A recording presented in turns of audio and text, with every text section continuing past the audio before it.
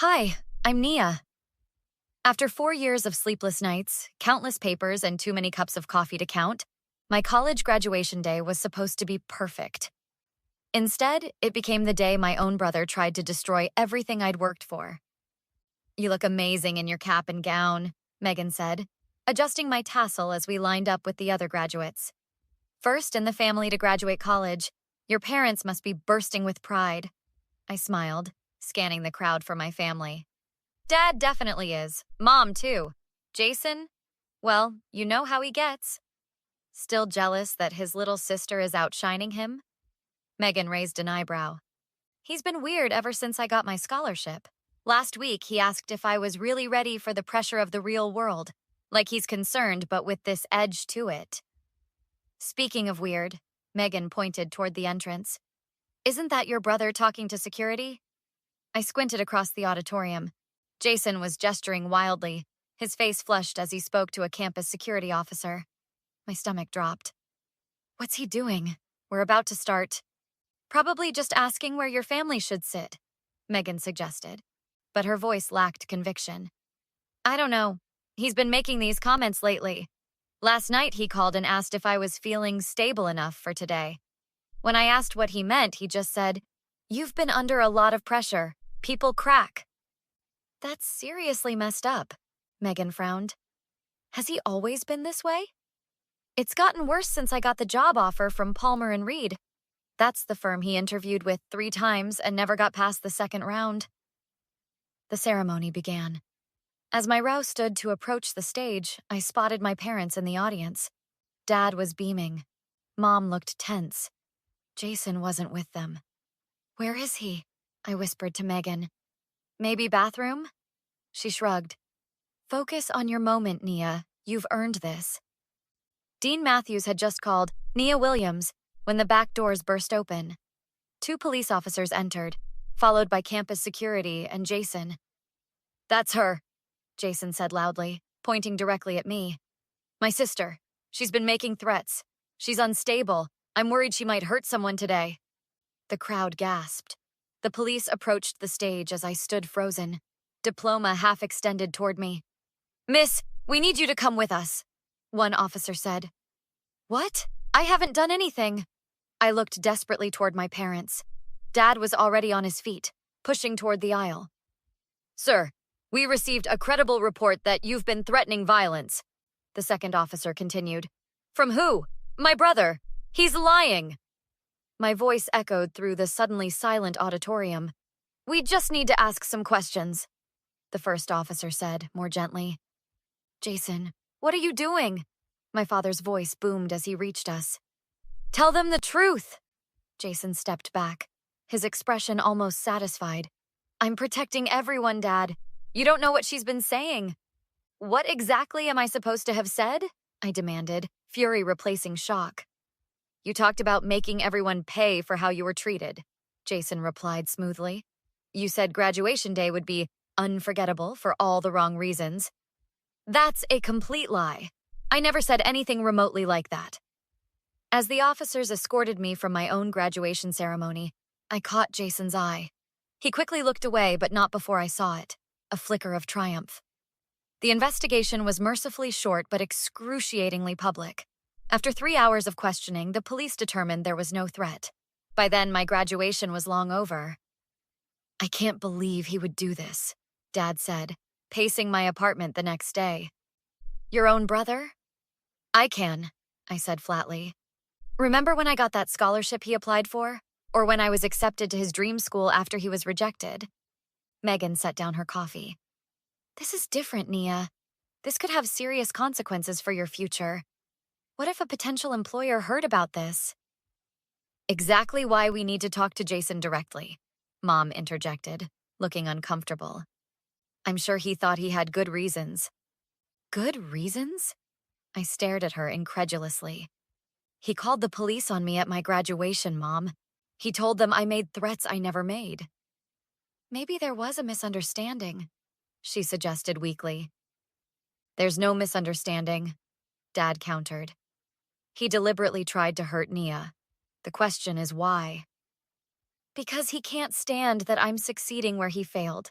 I said, my voice breaking slightly. He's always been competitive, but this is beyond that. This is malicious. My phone buzzed with a text from Professor Williams. Nia, I've spoken with the dean. Your diploma is being mailed to you. Are you considering legal action against the individual who made the false report? I looked up at Megan. Could I actually take legal action against Jason? Filing a false police report is a crime, Megan replied, pulling out her laptop. Plus, there could be a case for defamation, especially if this affects your job prospects. You're not seriously considering suing your brother? Mom looked horrified. Why not? Dad challenged. He tried to destroy her reputation, ruined her graduation, and hasn't even apologized. He's family, Mom insisted. Family doesn't do what he did, I responded, my resolve hardening. Megan, what do I need to prove defamation? That he knowingly made false statements that damaged your reputation, Megan read from her screen. We'd need evidence he knew the claims were false. What about the texts he sent me last month? I scrolled through my phone. Here, he congratulated me on graduation, then asked about my big speech. When I told him graduates don't give speeches, he wrote, "Too bad, you'd probably be great at it." Dad looked over my shoulder. That proves he knew you weren't planning anything. There's more, I continued scrolling. 2 days ago, he texted asking if I was excited about tomorrow and if I was ready for my big moment. Nothing about concerns or threats. Save everything, Megan advised. Screenshots, emails, voicemails, anything that shows he had no genuine concern. I also want to talk to Officer Rodriguez, I added. She was the one who interviewed me. I want to know exactly what Jason told them. I'll come with you, Dad offered. 2 witnesses are better than 1. I need to understand why he did this, Mom said quietly. There must be some explanation. I think we all know why, Mom, I replied. The question is what I'm going to do about it. I'm calling a lawyer, I decided, ignoring Mom's distressed expression. And I want to confront Jason first, face to face. We agreed to meet at my parents' house. Neutral ground, Mom called it, though nothing felt neutral anymore. Jason arrived late, sauntering in like nothing had happened. Hey, sis, heard you wanted to talk? He dropped onto the couch across from me. Talk? That's what you call this? I struggled to keep my voice steady. You called the police on me, Jason, at my graduation. He shrugged. I was concerned. You've been under a lot of stress. Cut the act, Dad interrupted from his position by the fireplace. We all know you weren't concerned. You don't know what she's been like, Jason protested, looking to Mom for support. The pressure of being perfect all the time? Stop it, Mom said quietly, surprising us all. I wanted to believe you had a reason, Jason. But I've been thinking about it. You've always been competitive with your sister. Competitive? Jason scoffed. I'm not competing with her. I'm worried about her mental state. Then why didn't you talk to me? I demanded. Or Mom and Dad? Why go straight to the police at my graduation? I tried talking to you, Jason insisted. You wouldn't listen. When? When did you ever express concern about my mental health before yesterday? Last week, when I asked if you were ready for the real world. That wasn't concern, I cut him off. That was you trying to undermine my confidence like you always do. Misinterpreted? You fabricated threats that never existed? I pulled out my phone. I have our text conversation from last month where you clearly knew I wasn't giving any speech or planning anything. Jason's face hardened. Are you recording this? Is that what this is about? Yes, Megan spoke up from beside me. We're documenting everything for the legal complaint. Legal complaint? Jason laughed, but I could see panic in his eyes. You're suing me? Your own brother? Filing a police report for making false statements and yes, possibly suing for defamation, I replied evenly. You can't be serious. He looked to our parents. Mom? Dad? Are you letting her do this? This is Nia's decision, Dad responded. I'm sorry, okay? Jason's voice turned pleading. It was stupid. I was jealous. You've always been the golden child. Harvard, scholarships, perfect grades. I just wanted to hurt me. I finished for him. To ruin my graduation day. To make me feel as small as you obviously feel. That's not fair. Jason stood abruptly. I'm trying to apologize. Tell me exactly what you told the police, I demanded, remaining seated. Word for word. Jason hesitated, glancing toward the door as if calculating an escape. I told them you had been acting erratically, that you talked about making people pay for not appreciating you. Lies, I stated flatly. All of it. Lies. I was worried. No, you weren't, Dad interjected. We spoke to Officer Rodriguez yesterday. She said you specifically mentioned a planned disruption at the ceremony. Where did that come from, Jason? Because it certainly wasn't from Nia. An apology doesn't undo the damage. I remained seated, looking him directly in the eye. The entire school saw me escorted out by police. Future employers could hear about this. If you do this, we're done. Jason's voice turned threatening. You won't be my sister anymore. You stopped being my brother the moment you called the police with lies. I stood, gathering my things. I've already spoken with a lawyer. You'll be hearing from them. You're making a huge mistake. Jason grabbed my arm as I passed. I'll tell everyone you really did make threats. Who do you think they'll believe? Let go of me, I said quietly, or I'll add assault to the complaint. Jason! Dad moved forward quickly, but Jason had already released me, shoving past to storm out of the house. This family is falling apart, Mom whispered as the door slammed. 3 months later, I sat in a small conference room with my attorney, Sarah Martinez.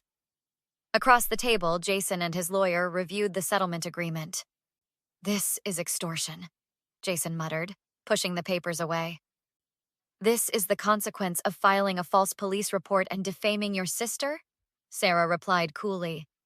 The university security cameras captured your entire conversation with the officers, including your admission that you had no actual evidence, but were concerned about her state of mind. We also have witness statements from multiple people who heard you admit you were jealous of your sister's success. The terms are fair, Jason, my father added from his seat beside me. A public apology covering Nia's legal fees and the agreement to stay away from her workplace. What about family gatherings? Mom asked quietly from the corner. She'd been almost silent throughout the process, torn between her children.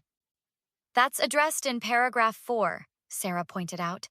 Supervised family gatherings with advance notice are permitted, provided both parties agree. What happens if I don't sign? Jason challenged, leaning back in his chair. Then we proceed with the civil lawsuit for defamation, Sarah explained calmly. And the criminal complaint for filing a false police report continues. The evidence is substantial, including the security footage and your own texts contradicting your claims. The DA believes it's a strong case, Officer Rodriguez added from her position near the door. Making false reports wastes police resources and can have serious consequences for the falsely accused. You brought this on yourself, Dad said quietly. Be grateful we're offering a settlement instead of pushing for the maximum penalties. This is insane. Jason looked at me directly for the first time. We're family, Nia. Families fight, but they forgive each other. Some things can't be forgiven, I replied steadily. You tried to destroy my reputation and future because you were jealous. You showed me exactly who you are. I said I was sorry. Jason's voice rose in frustration. Sorry doesn't change what you did. I maintained eye contact. You're only sorry because there are consequences. Fine, Jason snapped, grabbing the pen. But don't expect me to mean any of this. You're destroying our family over one mistake. One deliberate, calculated attempt to hurt me, I corrected. And I'm not destroying anything. I'm protecting myself from someone who's proven they'll harm me when it suits them. After a long moment, Jason signed the papers. Happy now? No, I answered honestly. I would have preferred having a brother I could trust. Outside the law office, Officer Rodriguez was waiting to serve Jason with the citation for filing a false police report. I watched through the window as reality finally seemed to sink in for my brother. Are you okay? Megan asked, joining me at the window. Not really, I admitted, but I will be. I'm proud of you, she said, squeezing my shoulder. Standing up to family is the hardest thing to do, especially when others pressure you to forgive and forget.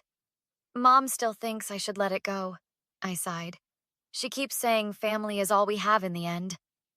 That's not true, Megan countered. You have people who choose to care about you, not just those connected by blood. And sometimes the family we create is healthier than the one we're born into. What's next for you? She asked as we walked toward the parking lot. I start my new job next week. I smiled faintly. The background check came back clear, thanks to the police officially clearing my record. The Palmer and Reed position? That's fantastic. Yes, they were surprisingly understanding when I explained the situation. My supervising partner actually said it showed integrity to stand up for myself, even against family. And Jason? I glanced back at the building where my brother was still talking with the officer. He made his choice. Now he lives with it. I saw the draft of his public apology statement, Megan mentioned. Did you approve the final version? Yes, it's being published on the university's alumni page tomorrow. He admits making false statements, apologizes for disrupting the ceremony, and acknowledges it was motivated by jealousy. Will your parents read it? Dad will. Mom refused. Says it will be too painful. She's still hoping for a reconciliation someday. Do you think that's possible? Megan asked hesitantly. Some betrayals can't be undone, I replied, turning away from the sight of my brother. Sometimes the only way forward is to leave certain people behind. Your mother called me yesterday, Megan admitted as we reached the car. She wanted me to convince you to drop everything. Said Jason was suffering enough with the public humiliation. And what did you tell her? That actions have consequences, and Jason chose his actions knowing they would hurt you. The fact that he's facing consequences doesn't mean he's suffering unfairly. I smiled gratefully. Thank you for standing by me through all this. I know it wasn't easy. That's what real family does, she replied. They support you when you're right, even when it's difficult. As we drove away, I felt lighter than I had in months. The graduation ceremony I'd dreamed of had been stolen from me, but in its place, I'd found something perhaps more valuable. The strength to stand up for myself, and the clarity to recognize when someone doesn't deserve a place in my life. What would you have done in my situation? Would you have pursued legal action or tried to forgive and forget? Let me know in the comments below.